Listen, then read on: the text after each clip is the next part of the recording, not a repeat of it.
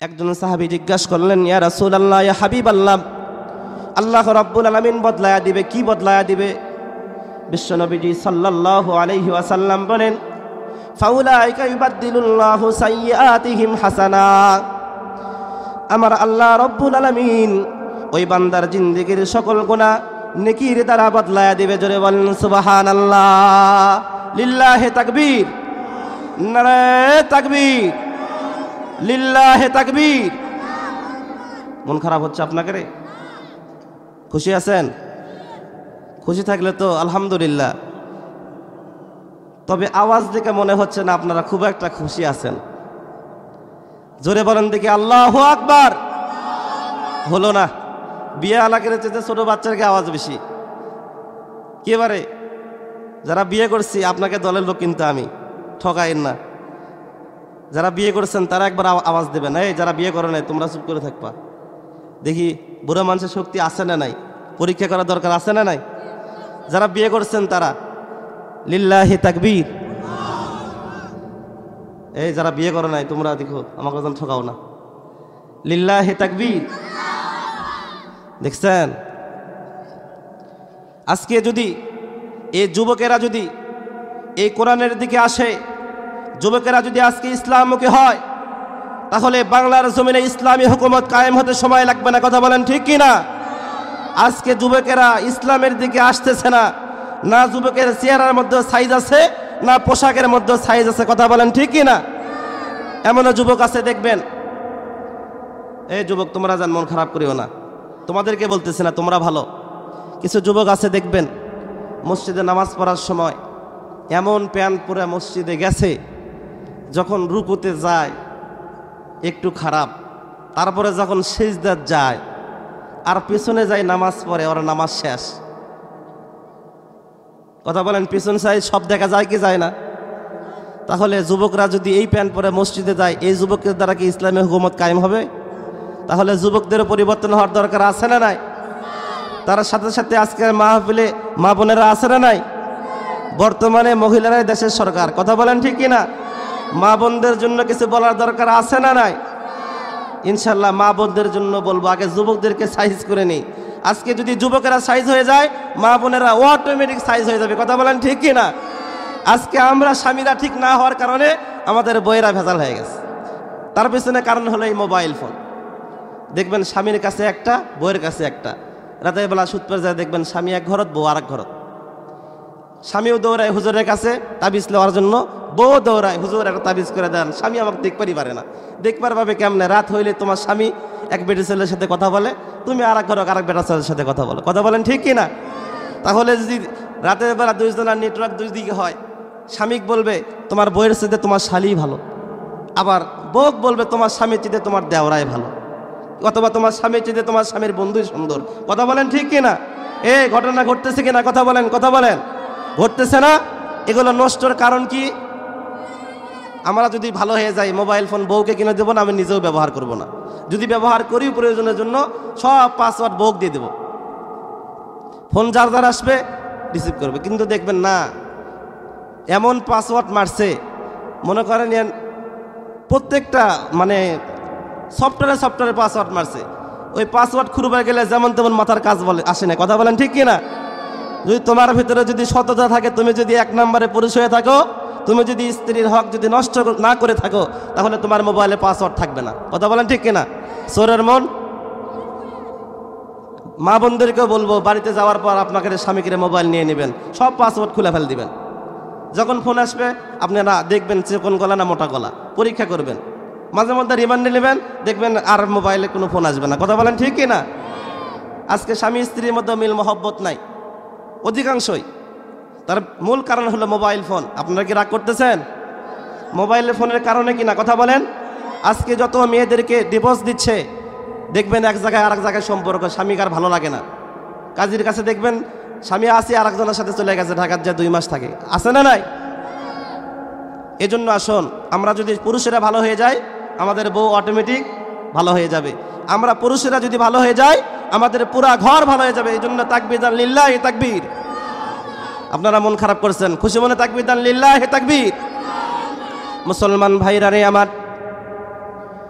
জুনাইদ বাগদাদি রহমাতুল্লাহ আলাইকে প্রশ্ন করেছেন কয়টা?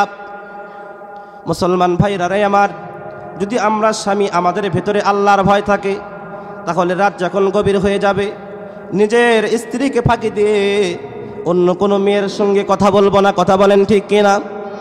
ও মুসলমান ইমানদার, এমনও যুবক আছে নিজের স্ত্রীর সঙ্গে একটাবারও ভালো করে কথা বলে না, কিন্তু যখন রাস্তা দিয়ে অন্য কোনো বেডরুসল যায় এমন সুর মারে, মনে হচ্ছে বুড়া মানুষও যদি হয় মনে হচ্ছে যে নওজোয়ান যুবক। কথা বলেন ঠিক কিনা?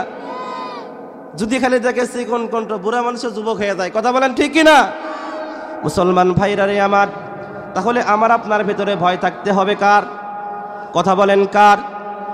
আল্লাহ রব্বুল আলামিনের ভয় যদি আমার আপনার ভেতরে থাকে, তাহলে শেষ রাত্রিতে আমরা আল্লাহ রব্বুল আলামিনের দরবারে তাহাজ্জুদের নামাজ পড়ে দুহাত তুলে দোয়া করব, রব্বুল আলামিন আমাদের স্বামী স্ত্রীর মধ্যে মিল মহব্বত পয়দা করে দাও, আমাদের অভাব অনটন দূর করে দাও। ও আল্লাহ, জিন্দেগিতে অনেক গুনাহ করেছি রে মালিক, আপনি আমাদের সকলের জিন্দেগির গুনাহ খাতা মাফ করে দেন। শেষ রাত্রিতে যদি চোখের পানি ফেলে আল্লাহ রব্বুল আলামিনকে বলতে পারি, রে মালিক আল্লাহ, আমি জিন্দেগিতে অনেক গুনাহ করে ফেলেছি রে মালিক, এই গুনাহ নিয়ে যদি আমি কবরে যাই, কবর বড় ভয়ানক জায়গা, কবরের মধ্যে আমার সন্তান যাবে না, আমার বাবা মা আপনজন কেউ যাবে না, কবর বড় ভয়ানক জায়গা।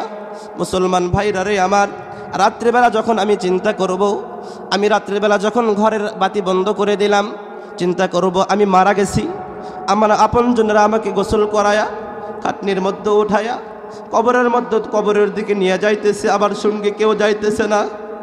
মুসলমান ভাইরা রে আমার, যখন আমাকে আপনাকে কবরের মধ্যে রেখে চলে আসবে, আমার আপনজনেরা সন্তানেরা খুশে খুশে মাটি দিয়ে যখন বাড়িতে চলে আসবে, ও মুসলমান ইমানদার, আজকে যদি দুনিয়াতে আল্লাহ রব্বুল আলামিনকে ভয় করে থাকতে পারি, আল্লাহ রব্বুল আলামিনের কাছ থেকে যদি মাফ করে নিতে পারি, কবরের মধ্যে যাব, ওই কবর আমাকে আপনাকে আহলান সাহলান স্বাগতম জানাইবে। জোরে বলেন সুবহানাল্লাহ। আর যদি রাত্রিবেলা শেষ রাত্রিতে আল্লাহ রব্বুল আলামিনের কাছে মাফ না চেয়ে যদি হারাম সময় কাটাই, অযথা যদি অন্য কোনো বেটেসলের সঙ্গে কথা বলি, অবৈধভাবে যদি কথা বলি, ও মুসলমান আজকে যুবক জেনে নাও, হয়তো আজকে তোমার স্ত্রী তোমাকে ধরতে পারতেছে না, তুমি তোমার স্ত্রীর হক আদায় করতেছ না, কিয়ামতের দিন তোমার স্ত্রী কিন্তু তোমাকে ছাড়বে না। কথা বলেন ঠিক কিনা? মুসলমান ভাইরা রে আমার, বিশ্বনবীজি সাল্লাল্লাহু আলাইহি ওয়াসাল্লামের মেয়ে মা ফাতেমা রাদিয়াল্লাহু তাআলা আনহা, বিশ্বনবীজি ঘোষণা দিয়ে দিলেন, আমার মেয়ে ফাতেমাকে বিবাহ দেব। সুবহানাল্লাহ বলেন। বিশ্বনবীজি সাল্লাল্লাহু আলাইহি ওয়াসাল্লাম ঘোষণা দিয়ে দিলেন, বিভিন্ন টাকা পয়সাওয়ালার ব্যক্তিদের ঘর থেকে বিয়ের প্রস্তাব আসতেছে, বিভিন্ন সাহাবারাও বিয়ের প্রস্তাব দিচ্ছেন, কিন্তু বিশ্বনবীজি কারো কথাতে রাজি হইতেছেন না। এক পর্যায়ে হযরতে আবু বকর, হযরতে ওমর, হযরতে ওসমান ডাকদা বলতেছে, রে আলী, তুমি যদি ফাতেমাকে বিবাহ করার জন্য বিশ্বনবীজির কাছে প্রস্তাব দাও, আমাদের বিশ্বাস বিশ্বনবী তোমার কথা ফিরাবে না। জোরে বলেন সুবহানাল্লাহ।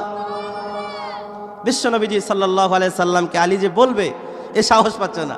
পেছন দিক থেকে হযরত আবু বকর, হযরত ওমর, হযরত ওসমান বলতেছে, যাও আমরা পেছনে আসি। বিশ্বনবীজি সাল্লাল্লাহু আলাইহি সাল্লাম ফজরের নামাজ পড়ার পর সাহাবাদেরকে নিয়ে কথা বলবেন, এমন সময় আলী বলতেছে, ইয়া রাসূলুল্লাহ কিছু বলতে চাই। বিশ্বনবীজি যেই মাথা উঠাইছেন দেখে আলী আর নাই, দৌড়। আবার দ্বিতীয় দিন, ইয়া রাসূলুল্লাহ আমি কিছু বলতে চাই, আবার দৌড় মারছে। তৃতীয় দিনে যেই বলছে কিছু বলতে চাই, বিশ্বনবীজি খপ করে হাত ধরছেন, আলী কি বলতে চাও বলো। বলতেছে, ইয়া রাসূলুল্লাহ। আলী পেছন দিকে তাকায় দেখে যে আবু বকর, ওমর, ওসমান সাহস দিল, পেছনে একজনও নাই। আবু বকর বলতেছে, ইয়া রাসূলুল্লাহ ফাতেমার বিয়ে। কি হয়েছে বলো। করতে চাই।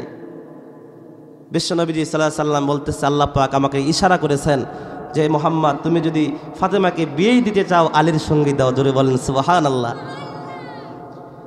মুসলমান ভাইরা রে আমার, হযরতে আলী রাদিয়াল্লাহু তাআলা আনহু বিশ্বনবীজি সাল্লাল্লাহু আলাইহি ওয়াসাল্লামকে ডাক দিয়ে বলতেছেন, ইয়া রাসূলুল্লাহ, ইয়া হাবিবাল্লাহ, তাহলে বিয়ে পড়ে দেন।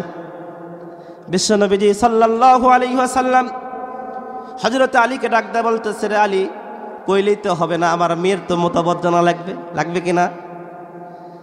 বিশ্বনবীজি সাল্লাল্লাহু আলাইহি ওয়াসাল্লাম মেয়ের কাছ থেকে মতামত নিলেন। এরপরে আলীকে বলতেছে, রে আলী, তুমি তো বিয়ে করতে চাও, তোমার কি মহারণা আছে? মহারণা দেওয়ার দরকার আছে না নাই? বর্তমানে সমাজে দেখবেন যৌতুক আগে মহারণা পরে। যৌতুক নেওয়া হালাল না হারাম? কথা বলেন, যৌতুক নেওয়া হালাল না হারাম? এরা জোরে বলেন। হারাম তো নিয়ে থাকছেন, এজন্য আওয়াজ বার হচ্ছে না। যৌতুক নেওয়া হালাল না হারাম? জোরে বলেন, হালাল না হারাম? আর মহারণা দেওয়া হালাল না হারাম? তাহলে আমরা যৌতুক নিচ্ছি না মহারণা দিচ্ছি, কোনটা? উল্টা। যারা আমরা নিয়ে এসেছি ফেরত দিয়ে দেন। আর আমরা যারা আছি, আমাদের ছেলেদেরকে বিবাহ দিই নাই, নিয়ত করি যৌতুক দিয়ে, যৌতুক নিয়ে আমার ছেলেকে বিয়ে করাবো না। রাজি আছি তো ইনশাল্লাহ? কারা কারা রাজি আছেন হাত তুলে আল্লাহকে দেখান। আল্লাহ পাক সকলের হাতকে কবুল করো, সকলে বলে আল্লাহুম্মা আমিন। মুসলমান ভাইরা রে আমার, হযরত আলী ডাকদা বলতেছে, ইয়া রাসূলুল্লাহ, ইয়া হাবিবাল্লাহ, নবীজি, আমি তো আপনার ঘরে খাই, আপনি যদি টাকা দেন তাহলে পকেট খরচ পাই।